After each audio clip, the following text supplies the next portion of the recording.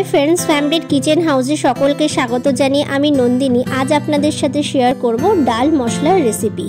सेई समस्त डालेर तरकारी जा आमरा रुटी, परोटा, लुचि, नान बा कुलचार साथे सार्व करे थाकि, सेई समस्त डालेर स्वाद द्विगुण बाड़ाते एई मशलाटा किन्तु खुबই कार्यकरी।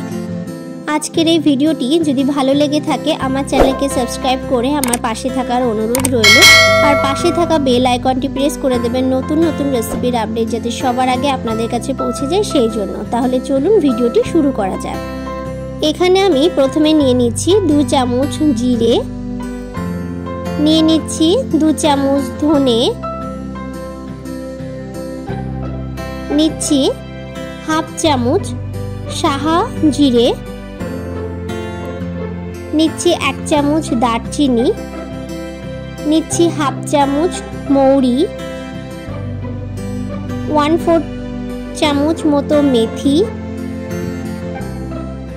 কয়েকটি ছোট এলাচ, 1/4 টিস্পুন মতো লবঙ্গ, নিয়ে নিচ্ছি 4 ভাগের 1 ভাগ জায়ফল, ছোট টুকরো স্টার অনিচ, নিয়ে নিচ্ছি 3টে শুকনো লঙ্কা, আর নিচ্ছি 4টে তেজপাতা, আর নিচ্ছি একটা বড় এলাচ। এবার আমি প্রথমে কড়াইতে 4টে তেজপাতা মাঝখান থেকে চিড়ে দিয়ে দিলাম, আর দিয়ে দিলাম শুকনো লঙ্কা। তেজপাতা শুকনো লঙ্কা আগে একটু নাড়াচাড়া করে ভাজা ভাজা করে নেব। সমস্ত মশলার সাথে একবারে দিলে তেজপাতা শুকনো লঙ্কা সেইভাবে ভাজা ভাজা হয় না, সেই কারণে আগেই তেজপাতা আর শুকনো লঙ্কাটাকে একটু নাড়াচাড়া করে ভাজা ভাজা করে নিচ্ছি। 1-2 মিনিট মতো নাড়াচাড়া করে নেওয়ার পর এবার আমি দিয়ে দিচ্ছি ধনে। ধনেটা দিয়েও আগে একটু ভাজা ভাজা করে নেব, কারণ ধনেটা ভাজা হতেও একটু সময় লাগে। ধনেটা দিয়ে বেশ ভালো করে একটু ভাজা ভাজা করে নেব। তারপর বাকি মশলাগুলো সমস্ত একবারে দিয়ে দেব। সব মশলা এবার একসঙ্গে ভালো করে ভাজা ভাজা করতে থাকবো যতক্ষণ না মশলা থেকে খুব সুন্দর গন্ধ বের হতে শুরু করে।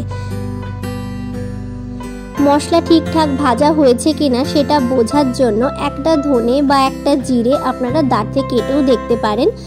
যখনই দেখবেন বেশ চট করে ভেঙে যাচ্ছে বা 2 টুকরো হয়ে যাচ্ছে তখনই বুঝতে হবে যে মশলাটা ভালোভাবে ভাজা হয়ে গেছে। এই মশলাটা আপনারা ছোলার ডাল, মটর ডাল, কাবলি চানা, অড়হর ডাল আর তরকার ডালে ব্যবহার করতে পারেন। এই সমস্ত ডালগুলোই সাধারণত রুটি, পরোটা, লুচি, নান বা কুলচার সাথে সার্ভ করা হয়। মুগ বা মুসুরির ডালে এই মশলাটা ব্যবহার করবেন না, তাহলে কিন্তু সেক্ষেত্রে ডালের টেস্টটা ভালো লাগবে না, কারণ সেগুলো ভাতের সাথে সার্ভ করা হয়। দেখুন মশলাটা ভাজা হয়ে গেছে। এবার আমি মশলাটাকে একটা প্লেটে ঢেলে দিচ্ছি। এবার একটু ঠান্ডা করে নেব। একটু হাতার সাহায্যে একটু বাতিয়ে দিচ্ছি যাতে তাড়াতাড়ি ঠান্ডা হয়ে যায়। মশলা থেকে কিন্তু খুব সুন্দর গন্ধ বের হতে শুরু হয়েছে। মশলাটা ঠান্ডা হয়ে গেলে আমি তেজপাতাগুলোকে একটু হাতের সাহায্যে গুঁড়ো করে দিচ্ছি, তাতে যখন মিক্সচারের বাটিতে দেব খুব সুন্দর মিক্সড হয়ে যাবে। দারচিনির টুকরোগুলোকে একটু ভেঙে ছোট করে দিচ্ছি, লঙ্কাগুলোকেও একটু ছিঁড়ে ছিঁড়ে ছোট করে দেব। একটু ছোট করে দিলে মশলাটা খুব সুন্দর ফাইন গুঁড়ো হয়ে যায়। মশলাটা খুব সুন্দর ঠান্ডা হয়ে গেছে। এবার আমি মশলাটাকে মিক্সচারের বাটির মধ্যে নিয়ে নেব। এবার আমি ব্লেন্ড করে নেব। দেখুন মশলাটা খুব সুন্দর ফাইন গুঁড়ো হয়ে গেছে। মশলাটাকে আমি এবার ঢেলে নিচ্ছি। খুব বেশিক্ষণ এই মশলাটা আলগা রাখা যাবে না, তাহলে এর গন্ধটা উড়ে যাবে। যে কোনো এয়ারটাইট কন্টেনারে করে এই মশলাটা আপনারা স্টোর করে রাখতে পারেন। তবে বেশি দিন যে ডালগুলোর কথা বললাম এই ডালগুলো তৈরি করবেন, এই মশলাটা সবার শেষে নামানোর আগে দিয়ে নামাবেন।